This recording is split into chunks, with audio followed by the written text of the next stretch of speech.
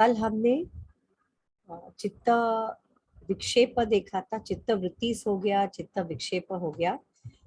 तो हमने ये भी कहा था विक्षेप को निकालने के लिए पतंजलि मुनि ने क्या क्या मेथड, क्या उपाय बताया है। हाँ, तो वो अभी हम देखते हैं। एक रिवाइज करने के लिए बता रही हूँ। पतंजलि मुनि ने 9 अंतराया बताया था।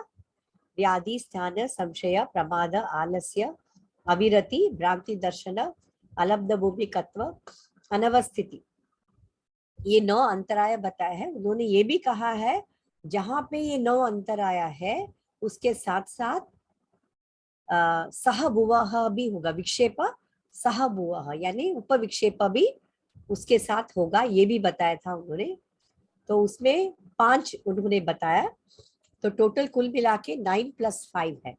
दुख, दौर्मनस्य, अंगमे जयत्व, श्वास, प्रश्वास। ठीक है, ये पांचों इसके साथ हमेशा रहते ही हैं। ठीक है, तो ये भी बताया। तो आपका प्रश्न ऐसा आ सकता है, संक्षेप में लिखिए, चित्त विक्षेप संक्षेप में लिखिए, तो उसमें आपको ये पांचों उपविक्षेप भी उसके साथ में लिखना है। ठीक है, तो अब हम आते हैं पतंजलि मुनि ने ये भी बताया है चित्त विक्षेप को निकालने का उपाय, वो भी उन्होंने बताया है। तो निकालने के उपाय को चित्त प्रसादन ऐसे कहते हैं। तो पहले समाधि पाद में, पहले ही पाद में, समाधि पाद में उन्होंने कितने चित्त प्रसादन के 6 उपाय उन्होंने बताया है। ओके, 6 उपाय बताया है जिससे हम चित्त प्रसादन करके हम चित्त से विक्षेप को निकाल सकते हैं, अंतराय को दूर कर सकते हैं, निकाल सकते हैं। तो ये 6 उपाय, चित्त प्रसादन के 6 उपाय। मैंने प्रसादन का चित्त का मीनिंग ऑलरेडी समझा चुकी हूँ।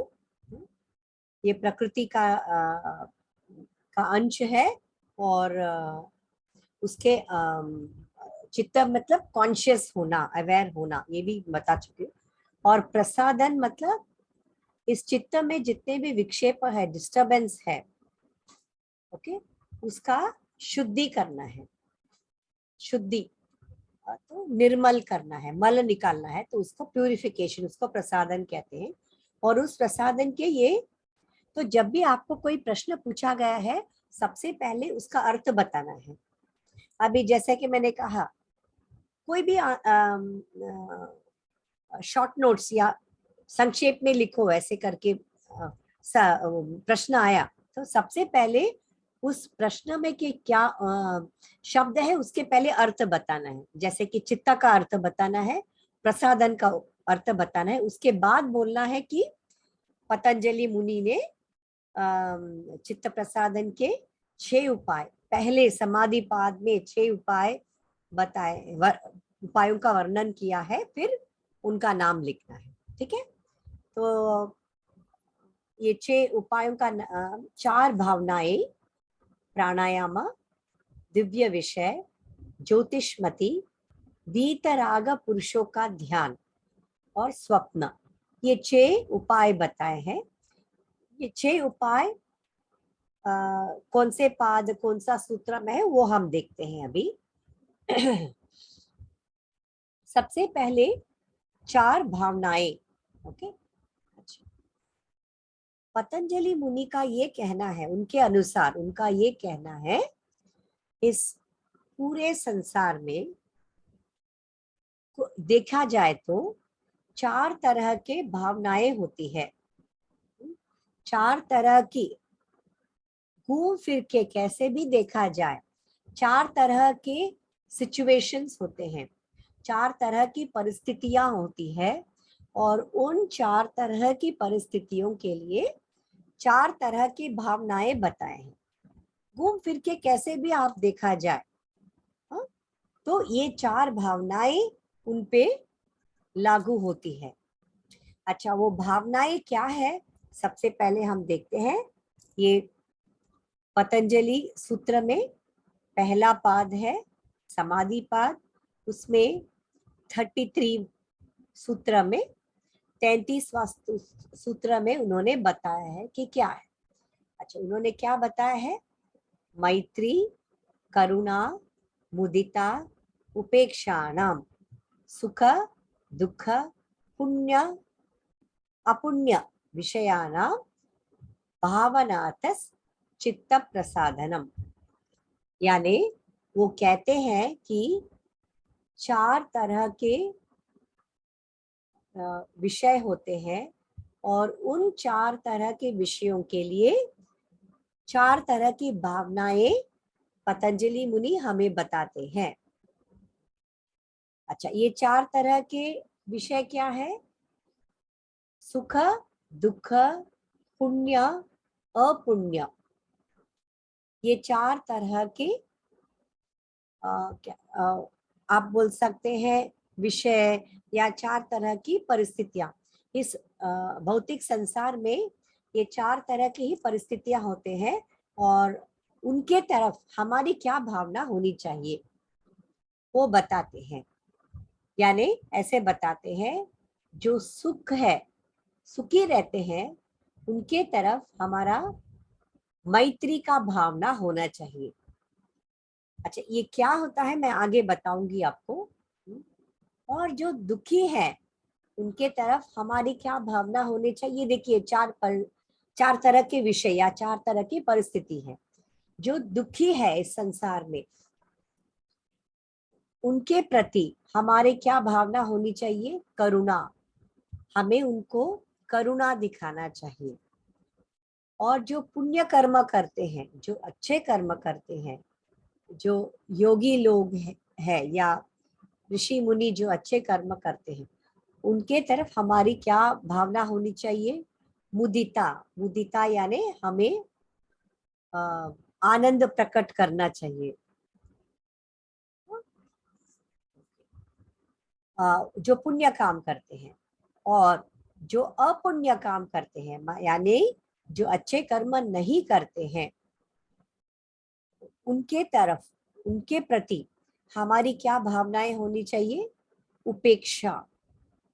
उपेक्षा ये संस्कृत वर्ड है, हिंदी का शायद उपेक्षा का अलग अर्थ निकलता है। ये संस्कृत शब्द है उपेक्षा। उपेक्षा मतलब इनडिफरेंस दिखाना या उनको महत्व नहीं देना। हम जितने उनको ज्यादा उनके बारे में ज्यादा बात करेंगे, चर्चा करेंगे, हाँ, उनके बारे में जितनी चर्चा करेंगे मतलब हम उनको उतना ही महत्व दे रहे हैं। ठीक है?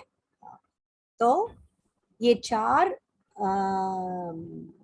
विषय या इस दुनिया में, इस संसार में 4 तरह के विषय होते हैं, 4 तरह के सिचुएशंस या परिस्थिति होते हैं। इन चारों परिस्थितियों में हमें ऐसे भावना व्यक्त करना चाहिए। अच्छा, अक्सर देखिए, हमें पहले योग की ज्ञान नहीं था, हमें योग के बारे में कुछ भी पता नहीं था।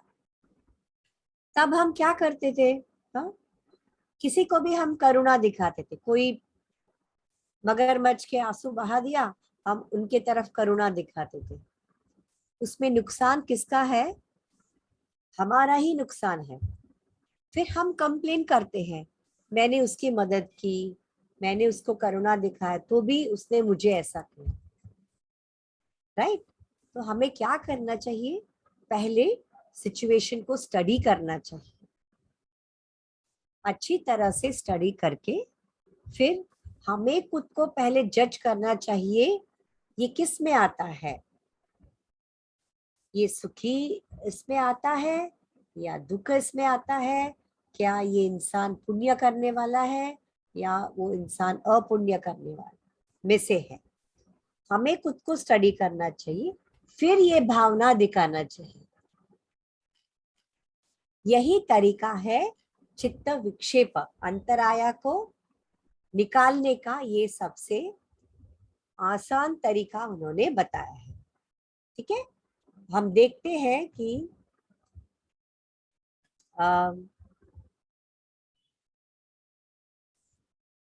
हम पहले देखते हैं कि ये 4 भावनाएं क्या होती है।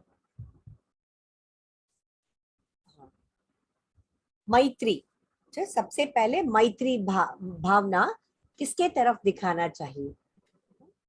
जो हमेशा सुखी रहते हैं या बहुत हैप्पी रहते हैं, खुश रहते हैं, उनके तरफ हमें मैत्री का भावना दिखाना चाहिए। फ्रेंडशिप का हाथ बढ़ाना चाहिए, मैत्री का हाथ बढ़ाना चाहिए उनके प्रति, ऐसे लोगों के प्रति। ठीक है, फिर हम क्या करते हैं, अब दुखी लोगों को करुणा दिखाने के बजाय उनके साथ हम मैत्री करते हैं। अब मतलब हम करते नहीं है, ऐसा हो जाता है कभी कभी। तो फिर क्या अर्थ निकलता है, हम जिसके साथ मैत्री करेंगे हम भी उनके जैसे ही हम बन जाते हैं। एक कहावत है ना, आप बताइए आपके दोस्त कौन है, फिर मैं आपके बारे में बताऊंगा, है ना। तो पतंजलि ने क्या कहा है वो हमें ध्यान से सुनना है और फॉलो करना है। हम सिर्फ किसके तरफ मैत्री दिखाना चाहिए? जो सुखी रहते हैं, जो सुखी रहते हैं। हम आसपास देखिए, बहुत से लोग आपको मिलेंगे जिनको मनचाहा चीज मिला नहीं मिला, सुखी रहते हैं, एकदम सुखी रहते हैं। वो कहते हैं मिलता है तो ठीक है, अगर नहीं मिलता है तो भी ठीक है, हम मुझे बाद में मिल जाएगा, ऐसे लोग रहते हैं। ऐसे लोगों के साथ हमें मैत्री करना चाहिए। हम क्या करते हैं, हम नहीं, अक्सर क्या हो जाता है, कोई हमसे आगे निकल गया, अब क्या कर, कभी कभी मन में ईर्ष्या की भावना आ जाता है, तो वहीं से हमारा पतन शुरू होता है। हमेशा सोचते हैं मैं भी उतना ही मेहनत करता हूँ, मैं भी उतना ही, फिर क्यों मेरे साथ ऐसा हो रहा है? इसका मतलब है हमारे मन में ईर्ष्या है किसी और के प्रति, इसीलिए हम ऐसा बात करते हैं। उनके साथ मैत्री करेंगे तो हम भी खुश रहेंगे। ओके, दूसरी भावना है करुणा। अभी करुणा हम किसके तरफ दिखाना चाहिए? जो बहुत दुखी है, दीन दुखी है, जिनका कोई सहारा नहीं है, जो बीमार है, ऐसे लोग दुखी होते हैं, तो उनके तरफ हमें करुणा दिखाना चाहिए। आपने बहुत देखा होगा, जैसे कैंसर के लिए बहुत बड़ा हॉस्पिटल और इंस्टीट्यूशंस है, और लोग वहां जाके अपना सेवा देते हैं। मैंने खुद एक बार ऐसे किया था, जब मैं पूना में रहती थी बहुत साल पहले। हमारे घर के पास ही एक कैंसर का इंस्टीट्यूशन था। वहां पे कैसे लोग आते थे, ऑफ कोर्स तब मुझे योगा का ज्ञान नहीं था, मैं घर के पास में था इसीलिए मैं चली गई।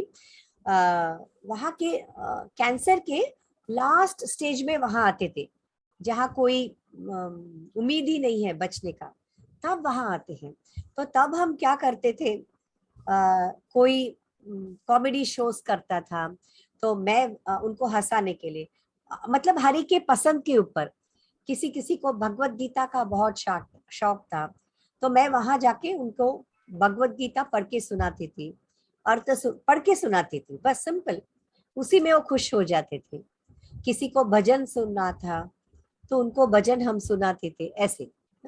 तो जो दुखी है उनके प्रति हमें करुणा का भाव दिखाना चाहिए।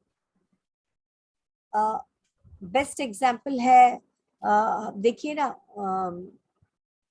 बहुत सारे लोग हैं, पहले मदर तेरेसा हुआ करती थी, कोलकाता में उनका एक बड़ी संस्था है, तो वहां पे वो खुद वो यहाँ की नागरिक नहीं है, चेकोस्लोवाकिया की नागरिक है। वो यहाँ आके जिनको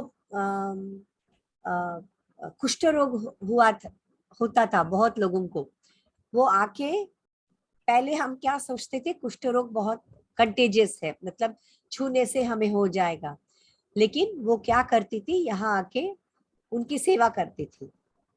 उनके वो घाव के ऊपर वो बैंडेज लगाती थी, है ना। तो ऐसे जो दुखी है उनके प्रति हमें करुणा का भावना दिखाना चाहिए। ओके, करुणा की भावना दिखाना चाहिए, तो इससे भी हमारा चित्त प्यूरिफाई होता है, निर्मल हो जाता है, इसीलिए इसको चित्त प्रसादन कहा गया है। ओके, मुदिता, मुदिता मतलब जॉय, प्रसन्न, प्रसन्न होना। ठीक है, अब कोई अच्छा कार्य कर रहा है, अच्छा कार्य या कोई पुण्य कर्म कर रहा है, तब उसे देख के हमें प्रसन्न होना चाहिए और उनकी प्रशंसा करनी चाहिए। जैसे कि अभी अंबानी है, अंबानी के बारे में सबने सुना होगा ना, मुकेश अंबानी, धीरूभाई अंबानी।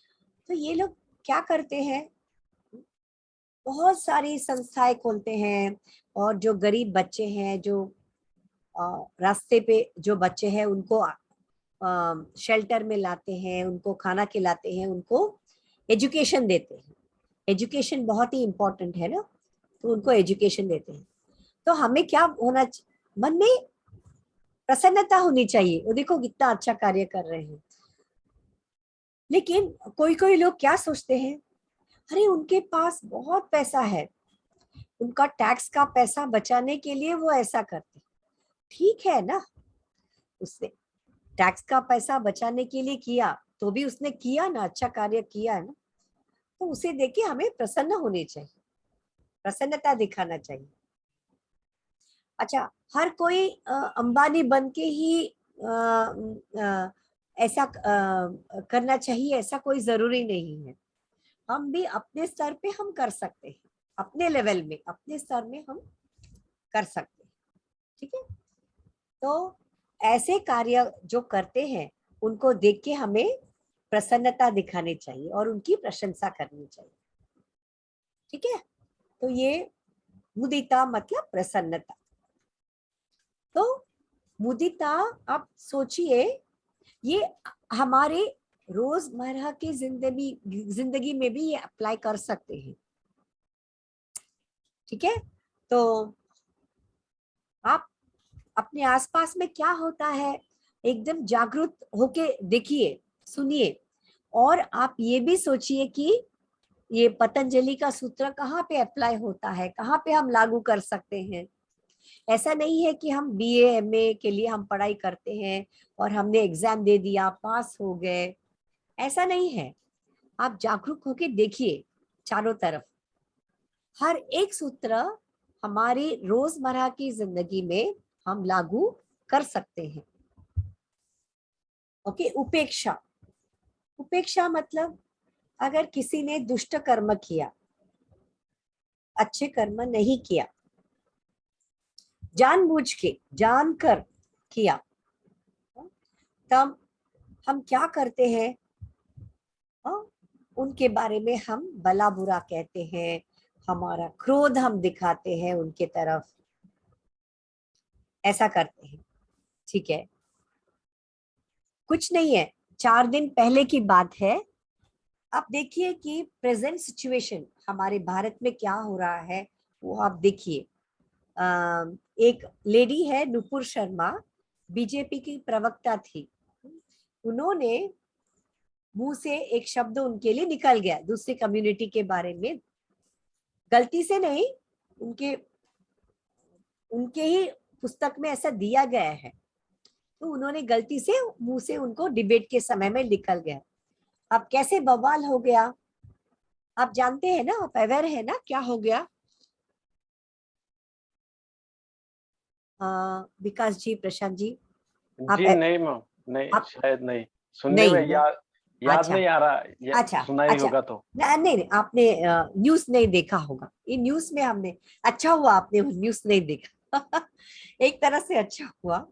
अच्छा, हम जैसे ही उनके मुंह से गलत शब्द निकल गया तो उनके कम्युनिटी, दूसरे कम्युनिटी के तरफ से बवाल मच गया। ओके, और उनको बोल दिया, उनको अभी पद से हटा दो वरना हम उनके सर काट देंगे। ऐसा कौन सोच सकता है? हाँ, आपके सर काट देंगे, ऐसा कर देंगे, वैसा कर देंगे, ऐसा कौन सोच सकता है? जिनके मन में जो क्या कहते हैं राक्षस प्रवृत्ति है, वही ऐसा सोच सकता है। तो ऐसे तो हाँ जी, हाँ, यही तो किससे हो रहा है फिलहाल, इसीलिए तो योग की जरूरत है। एग्जैक्टली मैं वही बताने आ रही। ठीक है, अभी उस लेडी ने गलती से उनके डिबेट में मुंह से निकल गया, अब ये दूसरे कम्युनिटी वाले बोल रहे हैं हम इनका सर काट देंगे, ऐसा कोई? अच्छा, ये ये संभव हुआ है। ये होने के बाद दूसरे ही दिन यूट्यूब में क्या हुआ, हा? ये लेडी कितनी अच्छी है, उनकी हिम्मत कैसे हुई, उनके बारे में ही ये लोग बात कर रहे हैं। हा? उनकी हिम्मत कैसे हुई, हमारे हिंदू लेडी के बारे में ऐसे बात किया, और हमारे लोगों ने उसको सपोर्ट ही नहीं किया। ऐसे उनके बारे में हम चर्चा कर रहे हैं। हम उनके बारे में जितना चर्चा करते हैं दूसरे, तो हम उनको उतना ही महत्व दे रहे हैं, है ना? उतना ही उनको महत्व दे रहे हैं, राइट? हाँ हाँ, इसीलिए ऐसे लोगों की हमें क्या करनी चाहिए? उपेक्षा। ये देखिए, उपेक्षा, उपेक्षा का मतलब क्या है? तिरस्कार। तिरस्कार नहीं, नहीं नहीं नहीं, तिरस्कार नहीं, उनको इग्नोर करना, उनको महत्व नहीं देना, दुर्लक्षित करना। यस यस, दुर्लक्ष्य, यही करेक्ट शब्द है। हाँ? ऐसे लोगों को दुर्लक्ष्य करना चाहिए। ऐसा नहीं है कि हम समाज के लिए कुछ नहीं करना चाहिए, इसका ये अर्थ नहीं है। हम समाज के लिए, मानवता के लिए सेवा करनी चाहिए। हाँ, रात्रि पण गोळी घाली होती। हाँ जी, किसी ने कुछ कहा? ये कोई तो किसका माइक? प्लीज म्यूट कर लो प्लीज। हाँ प्लीज, सुवर्णा जी आप थोड़ा म्यूट कर लीजिए अपने आप को। हाँ, ऐसे लोगों को दुर्लक्ष्य करना चाहिए। ऐसे लोगों को, उनको जरूरत से ज्यादा महत्व नहीं। न्यूज में तो आएगा क्योंकि उनका काम है न्यूज बताना, पर हम लोग उसके बारे में बार बार चर्चा नहीं करनी चाहिए। भले वो लेडी सही है, जो हिंदू लेडी ने कहा वो सही है, दूसरा पक्ष गलत होगा, पर फिर भी वो दूसरे पक्ष के बारे में हमें बात नहीं करनी चाहिए। हाँ, तो उपेक्षा या उदासीनता का भाव रखना चाहिए। साधारण हम क्या करते हैं, तुरंत ही हम क्रोध में आ जाते हैं और उनको गलत शब्द बोल के हम भी उसको और बढ़ावा दे रहे हैं, गालियां देते हैं, भला बुरा कहते हैं। यस यस करके हम उनको और बढ़ावा देते हैं। इसीलिए मैं अभी जो हो रहा है उसका एग्जाम्पल दूंगी तो आपको आइडिया आ जाएगा। सो ये 4 भावनाएं हैं और मैंने 4 सिचुएशंस, 4 परिस्थिति। अच्छा, अब वो हिंदू लेडी के प्रति क्या करना चाहिए आप बताइए? वो हिंदू लेडी अभी बिना बात के वो फंस गई। हाँ, अभी उसके तरफ क्या करना चाहिए? करुणा दिखानी चाहिए। वो दुखी है, उसके तरफ करुणा दिखाना चाहिए, और जो दूसरे पक्ष है, जो भला बुरा कहते हैं, उनके तरफ उपेक्षा दिखाना चाहिए। तब हमारा क्या बोलते हैं, चित्त प्रसादन होगा। ठीक है, तब हमारा चित्त प्रसादन होगा, चित्त शुद्धि होगा हमारा। ठीक है, ये 4 भावनाएं हैं।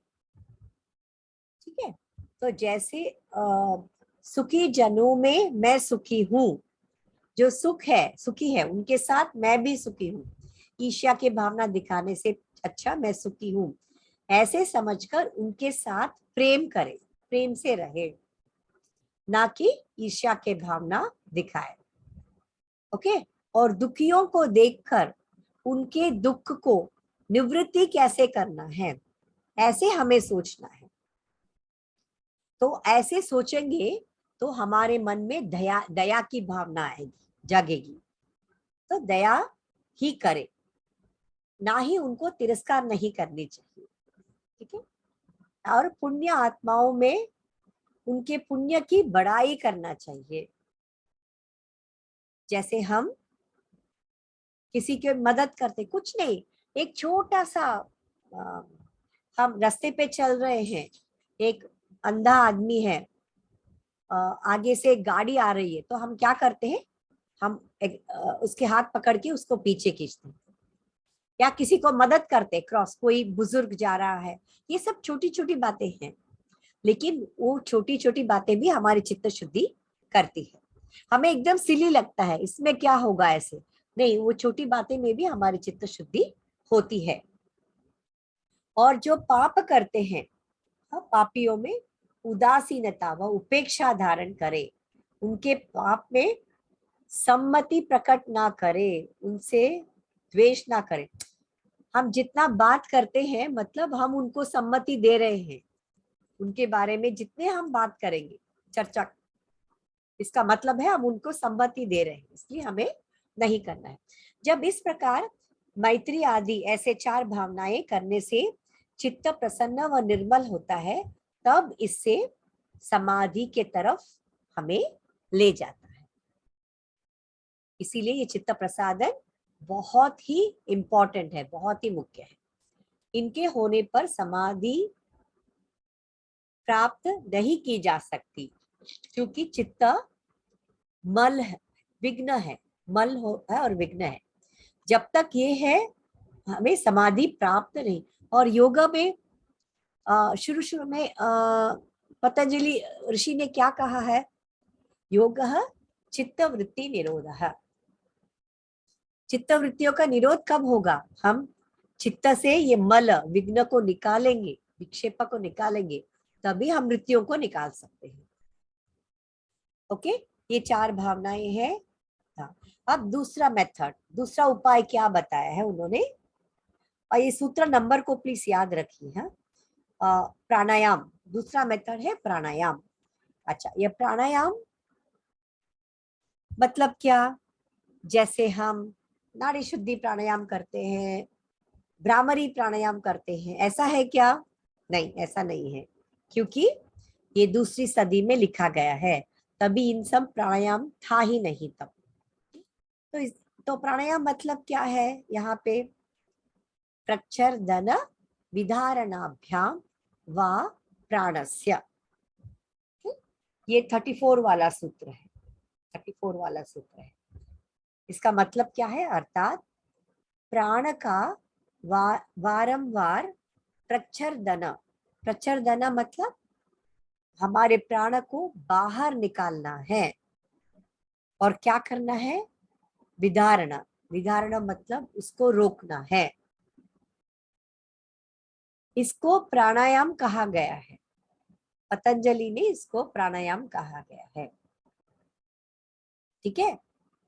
अच्छा, अष्टांग योग में उन्होंने 4 तरह के प्राणायाम बताया है, वो हम बाद में डिस्कस करेंगे, जब वो टॉपिक आएगा तब हम डिस्कस करते हैं उसके बारे में। अच्छा, उन्होंने 4 तरह के प्राणायाम बताए हैं। एक है अंतर कुंभक, दूसरा है बहिर कुंभक, और तीसरा है उसको रोक के रखना, और चौथा है ये तीनों से परे अपने आप का कुंभक हो जाना। ओके, अपने आप ही वो, ना हम सांस लेते हैं ना हम छोड़ते हैं, तो भी वो अपने आप कुंभक हो जाता है। पतंजलि मुनि ने साधन पाद में, अष्टांग योग में ये 4 तरह के प्राणायाम बताए हैं। अच्छा, यहाँ पे उन्होंने कौन सा वाला प्राणायाम बोला है?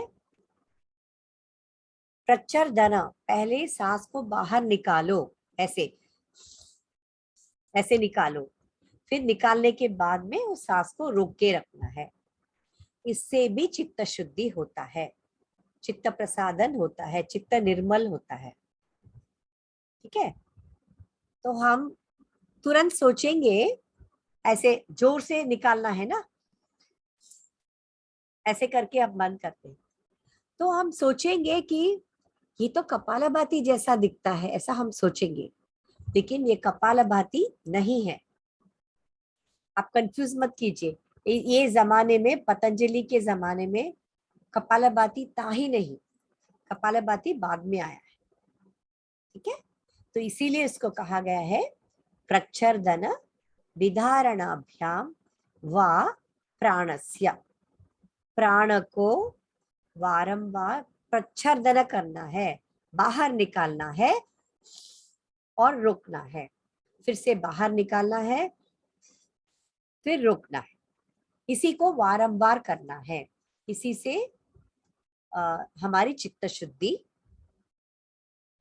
क्योंकि ये चित्त प्रसादन सबकी बस की बात नहीं है। इस कलयुग में ना, हम देखते ही हम गुस्सा हो जाते हैं। कोई हमारा आगे निकल गया, मतलब हमारा नहीं बात कर रही, कोई भी किसी से आगे निकल गया, उसको वापस कैसे पीछे खींचना है यही सोचते हैं। इसीलिए सबकी चित्त शुद्धि नहीं होती है। अच्छा, इसके बारे में स्वामी विवेकानंद जी ने क्या कहा है? स्पष्ट करते हुए कहा है कि समस्त जगत में जो ऊर्जा शक्ति व्याप्त हुई है, उसी का नाम है प्राण। उसी से हम क्या इस संसार में हम रह सकते हैं, जीवित रह सकते हैं, उसका नाम है प्राण। ओके, चित्त यंत्र स्वरूप होकर चारों ओर से प्राण को भीतर खींचता है और उसे शरीर की रक्षा करने वाली विभिन्न जीवनी शक्तियां तथा विचार। अब क्या होता है, जैसे ही हम प्राण अंदर लेते हैं, इस वजह से ही हम जीवित रहते हैं, उससे ही हमें शक्तियां प्राप्त होती है। ठीक है, पूर्वोक्त प्राणायाम, अभी जो पतंजलि मुनि ने प्राणायाम बताया है, उस क्रिया से हम शरीर की समस्त भिन्न भिन्न गतियों का तथा शरीर के अंतर्गत समस्त भिन्न भिन्न स्राविक शक्ति प्रवाहों को वश में ला सकते हैं। अभी हमारे अंदर इसमें बताया गया है, उपनिषद में बताया गया है, प्रश्न उपनिषद में, तैत्तरीय उपनिषद में ऐसा बताया गया है कि 5 तरह के प्राण हैं। ओके, प्राण, अपान, व्यान, समान, व्यान, उदान, ये 5 तरह के प्राण हैं। okay? जैसे ही हमारे अंदर ऐसे नकारात्मक विचार जैसे ही आते हैं, हमारे अंदर जो प्राण है वो हैप्पीजार्डली फ्लो हो, हैप्पीजार्डली मतलब कि कोई भी डायरेक्शन में फ्लो होने लगता है। तो हमारे प्राण के ऊपर नियंत्रण नहीं है। ठीक है, अच्छा, प्राण कहाँ से बहता है? आपने नाड़ी शब्द सुना है? हो मैडम, सुना है ना? हाँ, नाड़ी का शब्द सुना है। ये प्राण, ये नाड़ियों के अंदर से बह रहा है। जब भी कोई भी नकारात्मक विचार हमारे अंदर आता है, ये प्राण डिस्टर्ब होता है और कोई भी डायरेक्शन में वो बहने लगता है। इसीलिए हमें व्याधि होता है, रोग होता है। तो इन शक्तियों को अगर हमें नियंत्रण में लाना है, तो हमें इस तरह का प्राणायाम करना है, जो जैसे पतंजलि मुनि ने बताया है, प्रच्छर्दन विधारणाभ्याम, वो करना है। तब हम उन शक्तियों को नियंत्रण, प्राण को नियंत्रण में ला सकते हैं। प्राण को नियंत्रण में लाए तो हमारा चित्त शुद्धि अपने आप हो जाता है।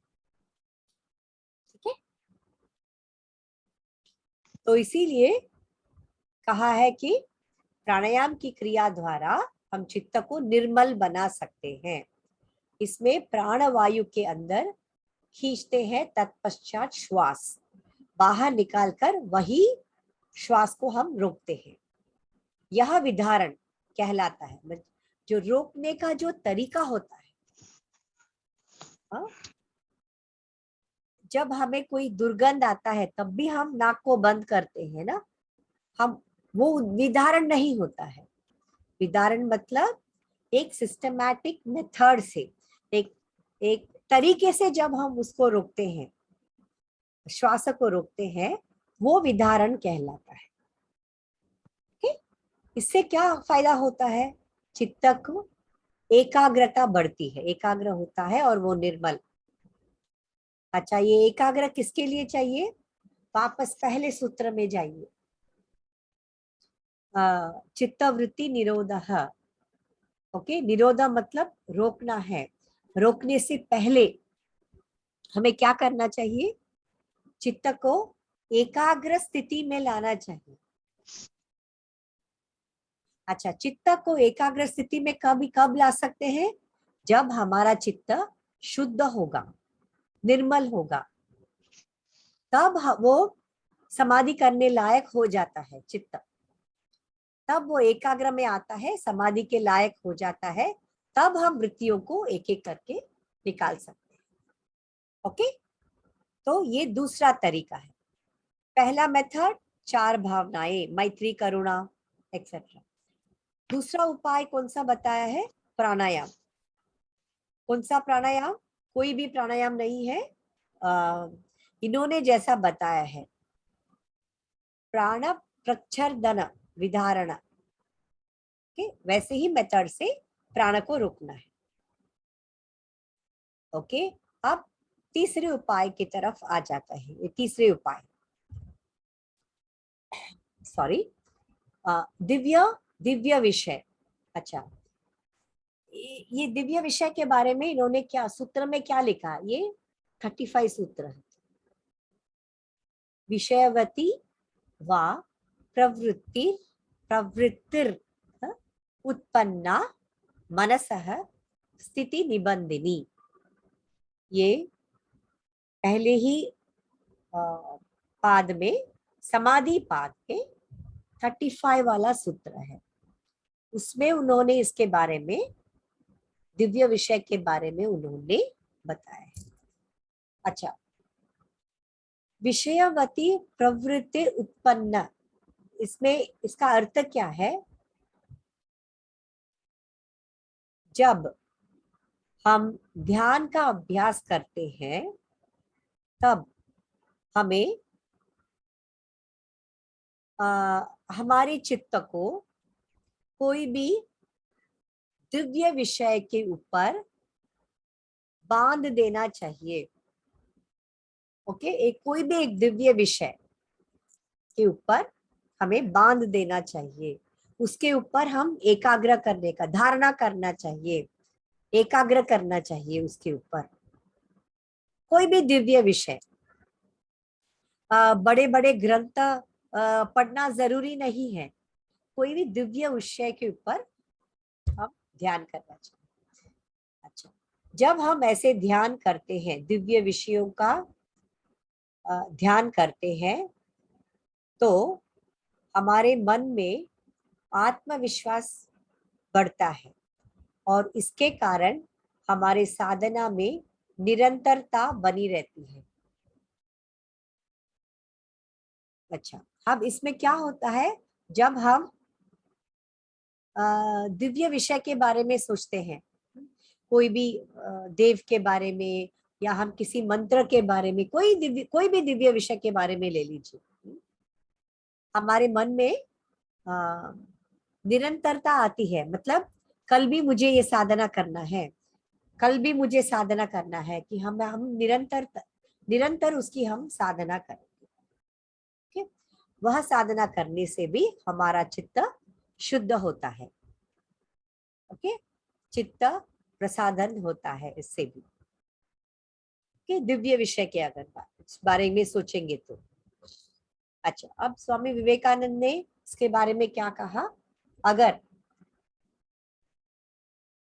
नासाग्र, नासाग्र मतलब ये टिप ऑफ द नोज, हाँ, में धारणा करने पर श्वास वायु में ही जो एक प्रकार का अभूतपूर्ण सुगंध अनुभव होता है, जैसे कि हम यहाँ पे धारणा करते हैं, हमें दिव्य गंध महसूस होता है। जैसे किसी ने अगरबत्ती जलाया हो तो कैसे हमें अच्छे गंध आता है, वैसे हमें दिव्य गंध, ये इंद्रिय है ना, ये इंद्रिय के ऊपर हमने एकाग्र किया तो हमें ऐसे होगा। वैसे हम कोई भी ज्ञान इंद्रिय ले सकते हैं, जैसे जिह्वा, जिह्वा के ऊपर हमने धारणा किया तो हमें क्या मिलेगा? हमें दिव्य टेस्ट का अनुभव मिलेगा, जो हम एक्सप्लेन नहीं कर सकते। दिव्य जैसे अमृत कहते हैं, उसे हम बोल नहीं सकते, वैसे हमें अनुभव होगा। ऐसे सारे ज्ञानेंद्रियों से ऐसे अलग अलग हमें धारणा करने से, इसी को कहते हैं दिव्य विषय। दिव्य विषय पर धारणा करने से हमें दिव्य अनुभव मिलता है। तो हमें, हमारे मन में आता है कि यही साधना हम निरंतर करें, पर वो करने का एक मेथड होता है, वो गुरु के अंडर में हमें करना चाहिए, गुरु से पूछ के, गुरु के गाइडेंस में हमें करना चाहिए। ओके, अगर चित्त अस्थिर है, इस योग की कुछ साधना का अवलंबन करना चाहे और फिर भी उनकी सच्चाई में संदिग्ध चित्त हो, तो कुछ दिन साधना करने के बाद ये सब अनुभूतियां होने पर फिर उसे संदेह नहीं रहेगा। शुरू शुरू में संदेह होता है।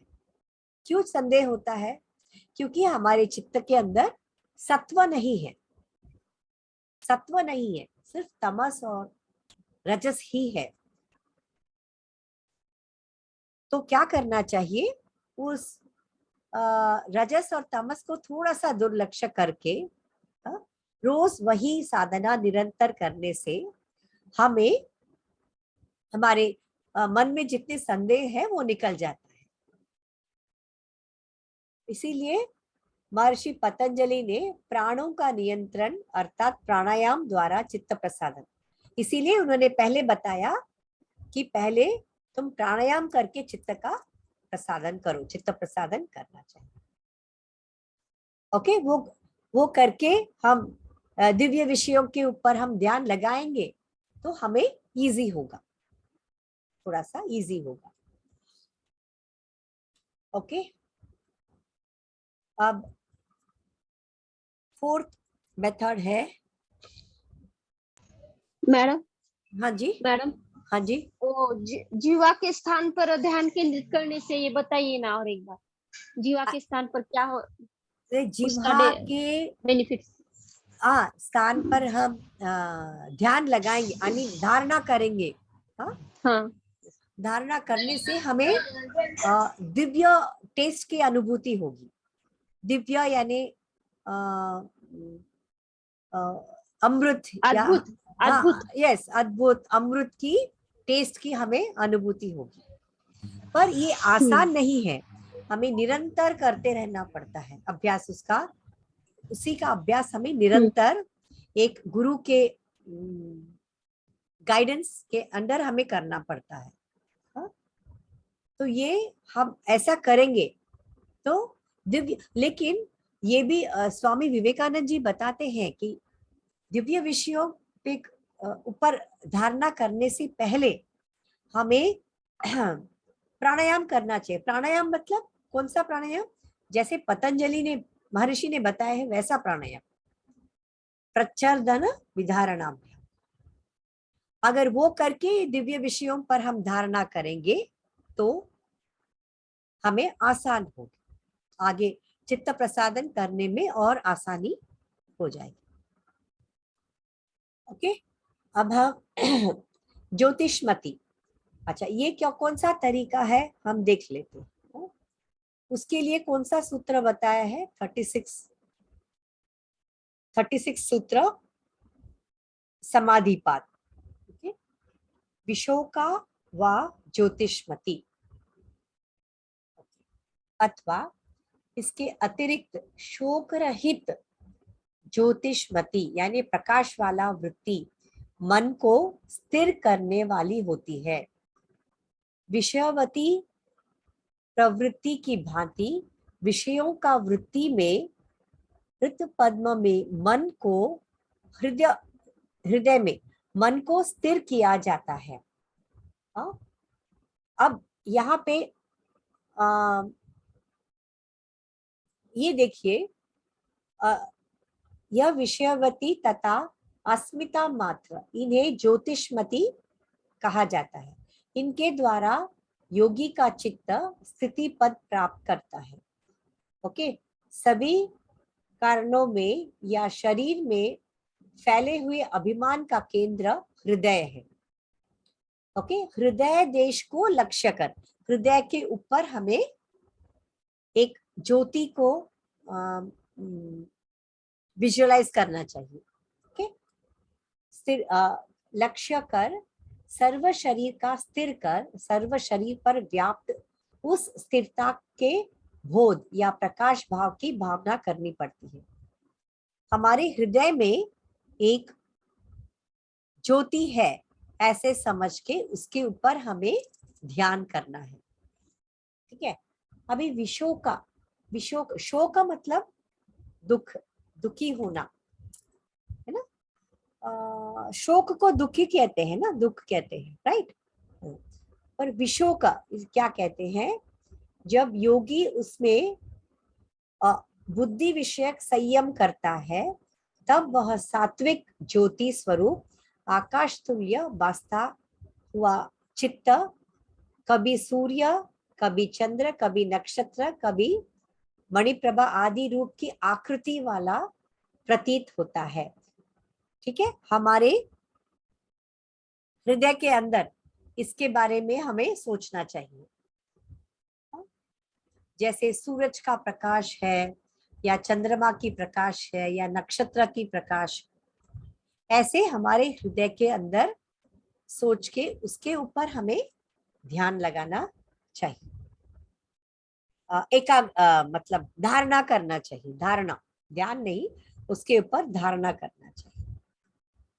ओके, तब हम सत्व से भर जाते हैं, हमारा हृदय सत्व से भर जाता है। ओके, ज्योति स्वरूप बुद्धि सत्व का साक्षात्कार ज्योतिषमती प्रवृत्ति पद है। ओके, तो इसमें सूर्य आदि, ऐसे सूर्य आदि मतलब सूर्य, चंद्र, नक्षत्र, ओके, अनेक विषय रहते हैं, इसीलिए यह भी इस विषयवती है। और सत्वगुण प्रदान होने से यह प्रवृत्ति रजोगुण तमोगुण से रहित है। जब हमारा हृदय सत्वगुण से भर जाता है तब हम ये विशोक, जिसमें शोक नहीं है, ऐसे ज्योति के बारे में हमें मन में सोचना चाहिए और उसके ऊपर हमें धारणा करना है। इससे भी हमारा चित्त प्रसादन होता है। ओके, इससे भी हमारा चित्त का प्रसादन होता है या चित्त शुद्धि होता है। अब हम पांचवें उपाय में आते हैं। पांचवें उपाय में उन्होंने क्या बताया है, वीतराग पुरुषों का ध्यान करना। अच्छा, तो उसका सूत्र क्या है, समाधि पाद में 37 सूत्र में पतंजलि मुनि ने कहा है। ओके, वीतराग विषयम वाचित्तम। ओके, इसका मतलब क्या है, वीतराग पुरुषों का विषय करने वाला चित्त भी स्थिर हो जाता है। मतलब हम ऐसे महान पुरुष के बारे में, पुरुषों के बारे में ध्यान लगाना चाहिए, धारणा करनी चाहिए, जो वीत राग से मुक्त है, जिनके अंदर अटैचमेंट, आसक्ति की भावना नहीं है, जिनके अंदर भय ही नहीं है। जब आसक्ति ही नहीं है, भय कहाँ से आएगा? ऐसे पुरुषों के ऊपर कोई भी गुरु, आपका भी पर्सनल कोई गुरु हो सकता है, आप जिस गुरु को फॉलो करते हैं वो गुरु, लेकिन वीतराग इससे मुक्त होना चाहिए। ऐसे गुरु होने चाहिए जैसे स्वामी विवेकानंद है, उनके ऊपर हम धारणा कर सकते हैं। उनके गुरु रामकृष्ण जी है, उनके ऊपर कोई भी महान पुरुष जिसको आप फॉलो करते हैं, उनके ऊपर हमें धारणा करनी चाहिए।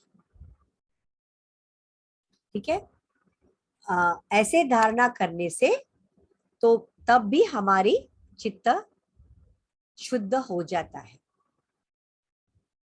ओके, अथवा विरगत वह है जिसके सभी राग, द्वेष, आसक्ति, आकांक्षाएं समाप्त हो चुकी है। ऐसे महान पुरुषों के ऊपर हमें धारणा करनी चाहिए। स्वामी विवेकानंद जी इसके ऊपर क्या कहते हैं?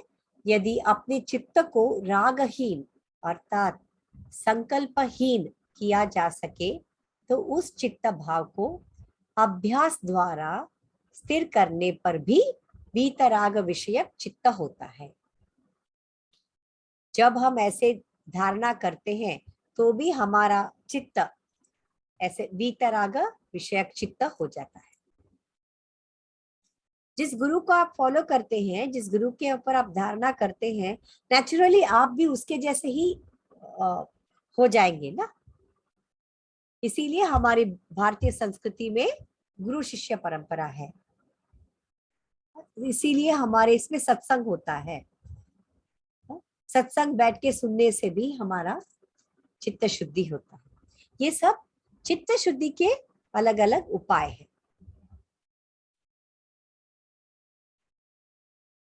ओके, तो वीतराग पुरुषों का ध्यान ये अब हो चुका है। ये मैंने अभी अभी एक्सप्लेन किया ना, वीतराग विषयम वा चित्तम। हाँ ऐसे, मैडम। हाँ, ऐसे पुरुषों के ऊपर हमें धारणा करनी चाहिए, ध्यान। ध्यान। अभी 6th छठा जो उपाय उन्होंने बताया है वो है स्वप्न। ओके, स्वप्न उसका 38 सूत्र है, समाधिपाद का 38 वाला सूत्र है। स्वप्न निद्रा ज्ञान आलंबनम वा। स्वप्न निद्रा ज्ञान आलंबन वा, इसका मतलब क्या है? जो स्वप्न से जो हमें ज्ञान मिलता है तथा निद्रा से जो ज्ञान मिलता है उसका आलंबन, आलंबन मतलब सपोर्ट, उसको सपोर्ट करने वाला जो चित्त है वो भी स्थिर कहलाता है, उसमें भी सत्व भर जाता है।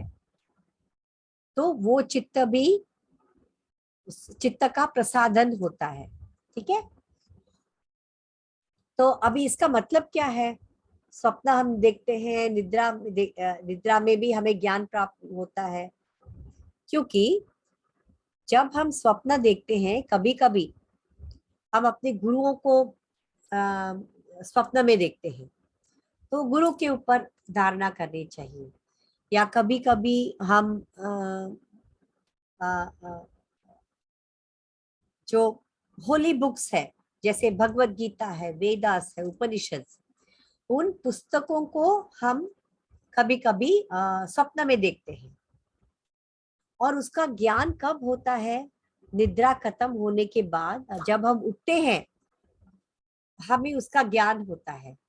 अरे मेरे स्वप्न में मैंने भगवत गीता का पुस्तक देखा, या मेरे स्वप्न में मैंने वेद का पुस्तक मैंने देखा, है ना, या मेरे स्वप्न में कोई भी अपने इष्ट देव उनको देखा, तो उनके ऊपर आप धारणा कर सकते हैं। हाँ, तो कभी कभी मनुष्य ऐसा स्वप्न देखता है कि उसके पास देवता आकर बातचीत कर रहे हैं, ऐसे भी स्वप्न कई कई लोगों को, आप में से किसी को ऐसा अनुभव हुआ है नहीं हुआ है पता नहीं है, पर ऐसा होता है, कोई देखते हैं। या मानो एक प्रकार से भावावेश में चूर हो गया है। ओके, वायु में एक अपूर्ण संगीत की ध्वनि बहती हुई चली आ रही है, ऐसा हम सुनते हैं, और वह उसे सुन रहा है। जब वह जागता है तब स्वप्न की वे घटनाएं उसके मन पर एक गहरी छाप छोड़ जाती है ना। इसके लिए आलंबन, हमने स्वप्न का सपोर्ट लिया, लेकिन हमें उसका ज्ञान कब होता है? उठने के बाद हमें उसका ज्ञान होता है। उस स्वप्न को सत्य मानकर उसके ऊपर ध्यान करो। ठीक है, किसी किसी को मैत्री करुणा करने बहुत तकलीफ होता है। फिर बोलते हैं चलो प्राणायाम करो, प्राणायाम करने में भी किसी को तकलीफ होता है। फिर वो बोलते हैं अगर स्वप्न में आ रहा है आपके गुरु या इष्ट देव, उसके ऊपर तो कम से कम उसके ऊपर तो ध्यान करो, ऐसे बोल रहे हैं। सावंत सर, मेरा एक ही पॉइंट है, इसके बाद खत्म कर देती हूँ। सॉरी सर, कल भी आपको मैंने वेट करवाया। No problem, continue. हाँ, ये लास्ट उपाय है, ये है यथाभिमत ध्यानाध्वा। ये समाधिपाद में 39 वाला सूत्र में दिया है। अर्थात जिसका जैसा अभिमत है उसको वैसे ध्यान करो। मतलब इसका मतलब क्या है? चलो तुम कुछ नहीं कर सकते हैं, मैत्री करुणा नहीं कर सकते हैं, दिव्य विषय नहीं कर सकते हैं, प्राणायाम नहीं कर सकते हैं, कुछ नहीं कर सकते हैं। चलो आपके मन को जो बाता है, जो टॉपिक भाता है, उसके ऊपर आप ध्यान करो, पर वो निरंतर करना चाहिए, उसी विषय के ऊपर निरंतर करना चाहिए। ओके, जो कोई भली वस्तु तुम्हें अच्छी लगे, जो स्थान तुम्हें पसंद हो, जैसे एक छोटा सा एग्जांपल है, मैं अभी पिछले महीने केदारनाथ और बद्रीनाथ जाके आई। अभी भी मेरा आंखों के सामने वो जो माउंटेन्स है ना, बर्फीला जो पहाड़ी है, वही मेरे आंखों के सामने अभी, जस्ट छोटा सा एग्जाम्पल बता रहे, ऐसा जरूरी नहीं है। तो वो पतंजलि क्या कह रहे हैं, चलो उसके ऊपर ध्यान करो, जो आपके मन को बाता है, लेकिन वो एक ही विषय होना चाहिए जिसके ऊपर आप ध्यान करते हैं। ओके, तब चित्त आपका स्थिर हो जाता है। ओके, सो चित्त अंतराय हमारे चित्त की वृत्तियों के परिणाम है। जैसे कि आपने पूछा ना, ये लक्षण है कि नहीं है, कल किसी ने पूछा, ये चित्त अंतराया है, ये किसके वजह से हो रहा है? हमारे चित्त वृत्तियों के वजह से ही ये चित्त अंतराय, विक्षेप अंतराय हो रहा है। तो इसीलिए योग मार्ग के अतिरिक्त हमारे व्यावहारिक जीवन में भी विभिन्न प्रकार की वृत्तियों के कारण विघ्न बाधाएं आती रहती है। रोजमर्रा की जिंदगी में कोई ना कोई बाधाएं हमें आती रहती है। इसीलिए महर्षि पतंजलि ने अपने अंतराय में उन सभी विघ्नों को दूर हटाने के लिए कहा है। इन विघ्नों के समाधान हेतु मैत्री करुणा ये सब प्रैक्टिस करने के लिए कहा है। मैत्री करुणा, देन प्राणायाम प्रैक्टिस करने के लिए कहा है, दिव्य विषय, स्वप्न, निद्रा, ये सब हमें प्रैक्टिस करने के लिए कहा है। अगर कुछ भी नहीं होता है तो कोई भी विषय आपके मन को भाता है, उसी विषय के ऊपर निरंतर, लेकिन निरंतर अभ्यास करना चाहिए। ओके, तो यहाँ पे स्टॉप शेयर करती हूँ और